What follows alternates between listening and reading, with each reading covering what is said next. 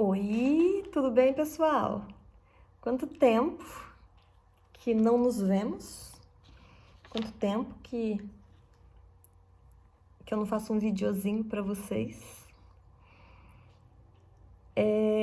Tudo certo com vocês? Tudo? Saudades? Muitas saudades. Pessoal, página 66, nós vamos falar sobre reprodução humana. É um assunto muito gostoso assim de se falar, pois fala da maneira como o ser humano vai dando continuidade à vida, vai deixando seus descendentes. Então, eu particularmente gosto muito. É bem resumido, né? Bem simplificado. Por meio da reprodução, os seres vivos produzem descendentes capazes de transmitir as características de sua espécie e evitar sua extinção. A reprodução humana acontece de forma sexuada, ou seja, precisa do masculino e do feminino, interna, porque é dentro do corpo, é formado, né? Ocorre dentro do corpo, e direta, já que teremos, já nasce com as características, já nasce semelhante ao adulto, não passa por metamorfose.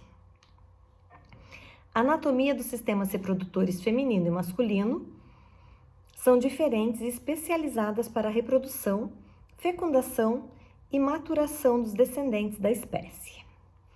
Anatomia e funcionamento dos aparelhos reprodutores, masculino e feminino.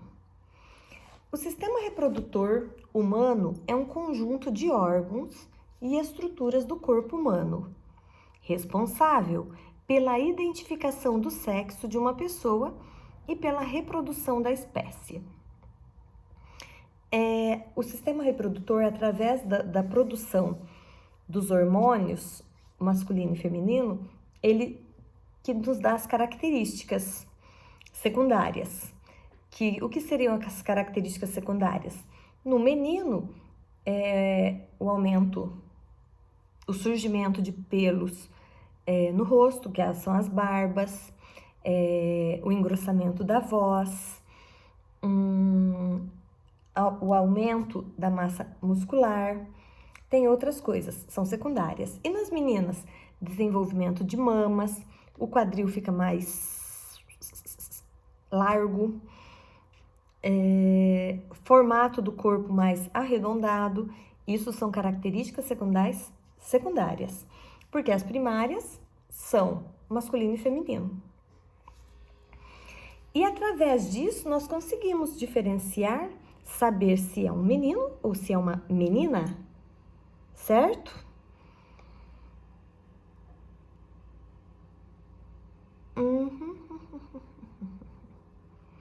Os seres humanos se reproduzem de maneira sexuada, ou seja, são necessários um óvulo e um espermatozoide para gerar novos seres da espécie humana.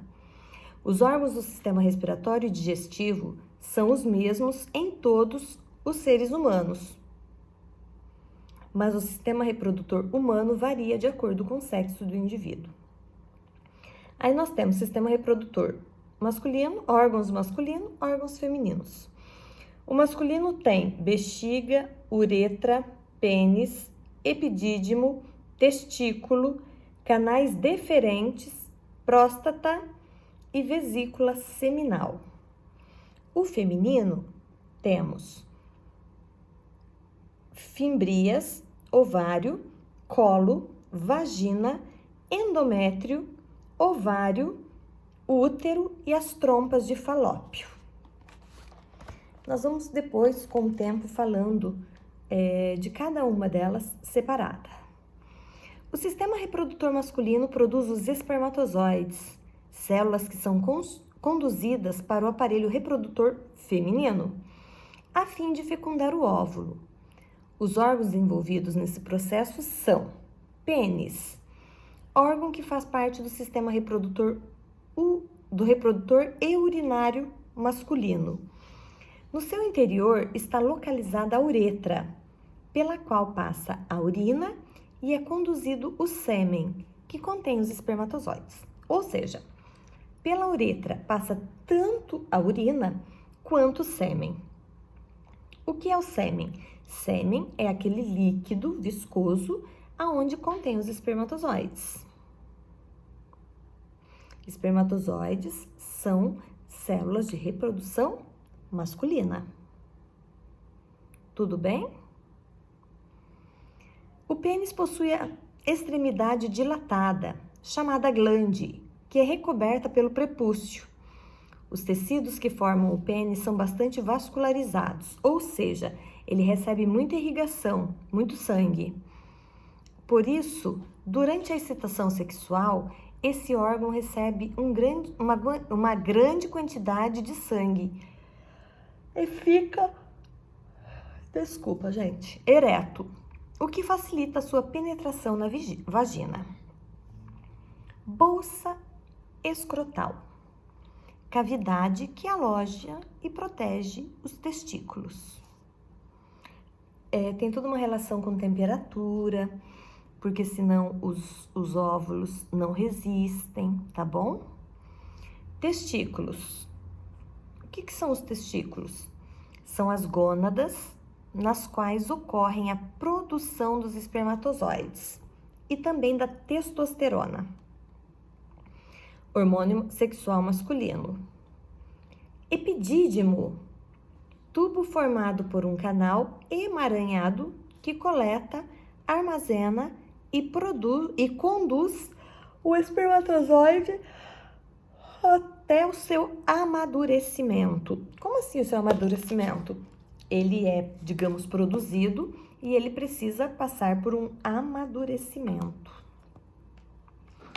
É o tempo que ele leva para ele estar pronto para fecundar. Ducto deferente, canal que transporta os espermatozoides após saírem do epidídimo. Glândulas seminais e próstata produzem a secreção que compõe o sêmen, fluido que nutre e neutraliza o pH levemente ácido da uretra, garantindo o meio de sobrevivência dos espermatozoides. O sistema reprodutor feminino é composto por órgãos localizados na região pélvica. As suas funções são produzir gametas femininos, óvulos, fornecer um local apropriado para a fecundação, permitir a implantação, oferecer ao embrião condições para o desenvolvimento e executar atividades motoras para expelir o bebê quando eles estiverem formados.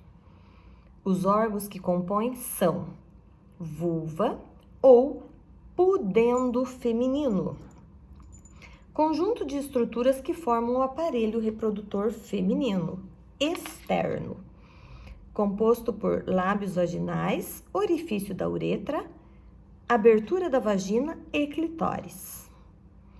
Pequenos e grandes lábios, dobra da pele localizada ao redor da abertura da vagina para protegê-la. Clitóris, estrutura composta por um tecido vascularizado e erétil, como o do pênis, rico em terminações nervosas. Esse órgão está relacionado ao prazer sexual feminino. Pessoal, eu não vou entrar em detalhe de prazer. Então, eu não vou ficar explicando sobre ereção, sobre o porquê que o clitóris ele é erétil. Isso para nós agora não tem o porquê, tá? Vagina, ó, a boca tá tudo ressecada do tempo seco. Canal muscular que liga o útero ao meio externo e recebe o pênis durante o ato sexual. Quando ocorre excitação sexual, a vagina é lubrificada por um muco que facilita a entrada do pênis. É também pela vagina que ocorre a eliminação do fluxo menstrual e a saída do bebê durante o parto normal. No entanto, da vagina há uma fina membrana chamada ímen, que costuma se romper na primeira relação. É devido a esse ímen que a menina é taxada de se ela é virgem ou se ela não é mais virgem. Ou seja, se já houve ou não a primeira relação. Útero, órgão oco, se é oco é porque é só por fora. Formado por camadas musculares que recepcionam o zigoto, óvulo fecundado, e proporciona o seu desenvolvimento. Esse órgão abriga e protege o embrião ao longo do seu desenvolvimento, até o momento do parto. Sua camada mais interna, o endométrio, é rica em vasos sanguíneos. Quando não ocorre a gravidez, essa camada de endométrio, ela é toda liberada. É o que forma a menstruação. Tubas uterinas ou trompas. Tubos musculares que contêm cílios na sua parede interior e transportam o óvulo do ovário ao útero. Cílios é para locomoção, tá? Nas tubas também acontece a fecundação, que é o encontro do espermatozoide com o óvulo. Ovários, gônadas femininas que armazenam os ovócitos imaturos, já presentes nas meninas ao nascerem. Os ovários também são responsáveis pela produção dos hormônios estrógeno e progesterona. Diferente do menino, a menina já nasce com os óvulos, o menino vai produzir o espermatozoide. Gametas masculino e feminino. Nós temos duas imagens, um espermatozoide e um óvulo. Os espermatozoides são gametas masculinos produzidos durante a espermatogênese, ocorrida nos testículos. Eles são células leves e móveis, que se desenvolvem a partir dos espermátides e se movimentam em direção ao óvulo. Os espermatozoides são constituídos por cabeça, colo ou peça intermediária e cauda ou flagelo. Flagelo é esse fiozinho que parece que ele vai fazendo assim, ele vai se locomovendo. Os espermatozoides ficam imersos em fluido nutritivo, que é produzido pelas glândulas seminais e pela próstata. Óvulos e ovócitos são os gametas femininos, ou seja, células femininas responsáveis pela reprodução. Elas são produzidas no ovário em um processo chamado ovogênese. Os ovócitos são células grandes, ricas em reservas de nutrientes e imóveis, ou seja, eles não se locomovem. Durante a ovulação, o ovócito sai do ovário e segue para a tuba uterina, na qual ocorre a fecundação. Depois da fecundação, começam as sucessivas divisões celulares e o desenvolvimento embrionário. Divisão celular é o que vai ocorrer para formar o indivíduo. Todo dia ocorre milhares de divisões celulares no nosso organismo. O óvulo é envolvido externamente por uma camada de células chamada corona radiata. Além de ser a primeira camada que é atravessada pelo espermatozoide, a corona radiata libera sinais químicos que atraem as células reprodutivas masculinas. Puberdade e os hormônios em ação. O que é puberdade? Vocês já ouviram falar, né? Tá na puberdade. Ah, é a puberdade. Espera a puberdade passar para você ver. Você nem queira ver quando chegar na puberdade. Mas o que é isso? De onde eu tiro isso? Por que a gente fala isso? Vamos descobrir. O sistema hormonal exerce grande influência no desenvolvimento do sistema reprodutor, feminino e masculino, pois é através da liberação hormonal que ocorre o estímulo necessário para o amadurecimento dos órgãos sexuais e a produção dos gametas. A puberdade não está relacionada apenas às modificações físicas externas. Durante esse período, acontecem mudanças internas, como a maior produção de hormônios e algumas mudanças comportamentais, pois a adolescência é o período de transição da infância para a vida adulta. Fasezinha difícil essa. Na puberdade, a glândula hipófise fica na cabeça, inicia a produção e secreção dos hormônios folículo estimulante, FSH, e o luteinizante, LH, que atuam sobre as gônadas as gonadotropinas. Eu enrosco, tá? Gonadotropinas, isso. No homem, o hormônio luteinizante irá estimular a produção de testosterona, que está relacionada ao surgimento das características sexuais durante a puberdade, pelo testículo. Entre essas características estão o crescimento de pelos pelo corpo, alterações na voz e o crescimento muscular.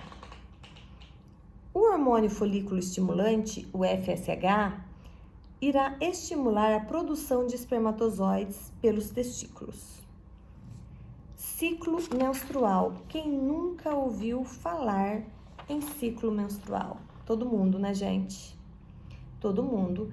Toda menina, toda mulher, a partir do momento que ela começa a menstruar, depois que regulariza tudo, ela passa a ter um ciclo menstrual. É pro resto da vida? Não.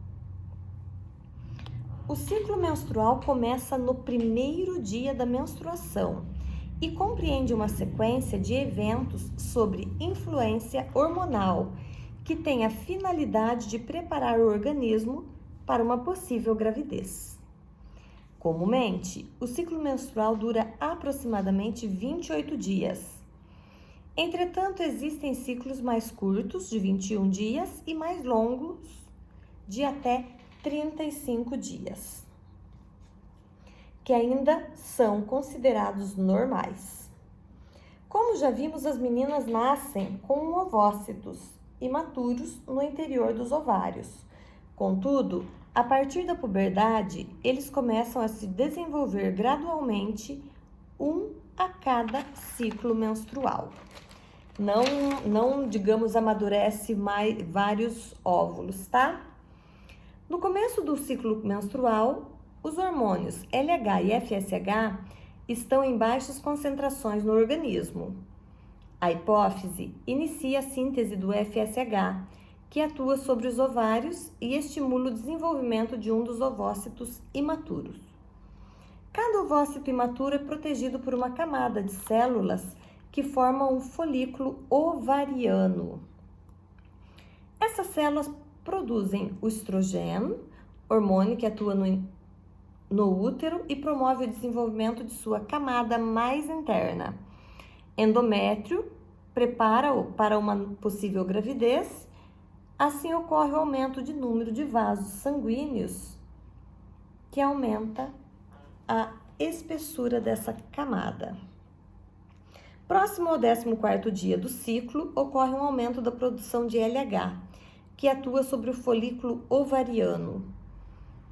Então, o folículo que se rompe e liberta o ovócito para sua tuba uterina. ou vai haver ali, ó, ocorre um aumento da produção de LH que atua sobre o folículo em desenvolvimento. O folículo se rompe e libera o ovócito para a tuba uterina. O que vai ocorrer lá na tuba? Nós falamos agora há pouco. O que vai ocorrer?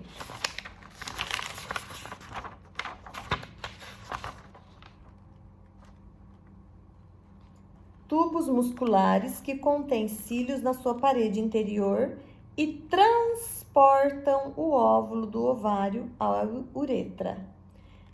Também acontece a fecundação, que é o encontro dos espermatozoides com o óvulo.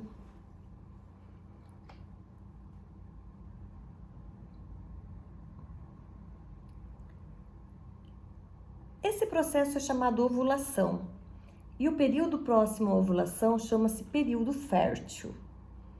Nesse período que abrange o dia da ovulação e os dias próximos a ele, as chances de engravidar são maiores.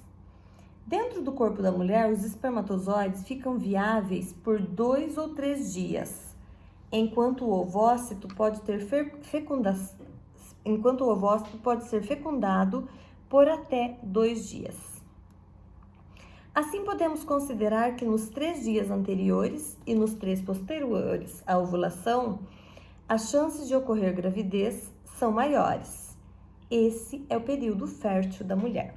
Ou seja, suponha que uma pessoa menstruou hoje. O período fértil dela está ocorrendo desde 3 dias atrás. Domingo, sábado, sexta, desde sexta-feira. E vai 3 à frente ainda. Terça, quarta, quinta. Entre esses dias é o período, se ela manter uma relação sem proteção, é o período mais propenso a ela engravidar.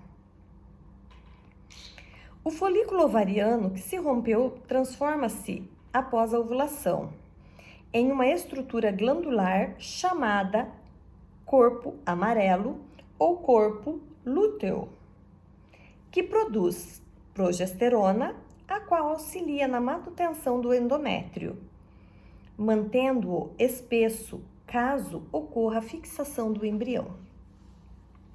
Se ocorrer a fecundação, o ovócito completa seu desenvolvimento e transforma-se em óvulo, unindo-se ao espermatozoide, formará zigoto, a primeira célula do indivíduo. Então, antes de juntar ali, é o ovócito. Após a fecundação, depois o óvulo, que é o zigoto. O zigoto é a primeira célula. Quando não ocorre a fecundação, o corpo lúteo e o ovócito se degeneram, desmancham. Em seguida, ocorre a diminuição das concentrações dos hormônios estrogênio e progesterona, o que gera a descamação do endométrio, que é a menstruação. A menstruação inicia-se um novo ciclo, ou seja, encerrou aquele, vai iniciar novamente. Lembrando que sempre conta 3 dias antes, 3 dias depois. Tudo bem? Então, nós continuaremos na próxima aula, tá bom? Beijinhos, saudadinhas.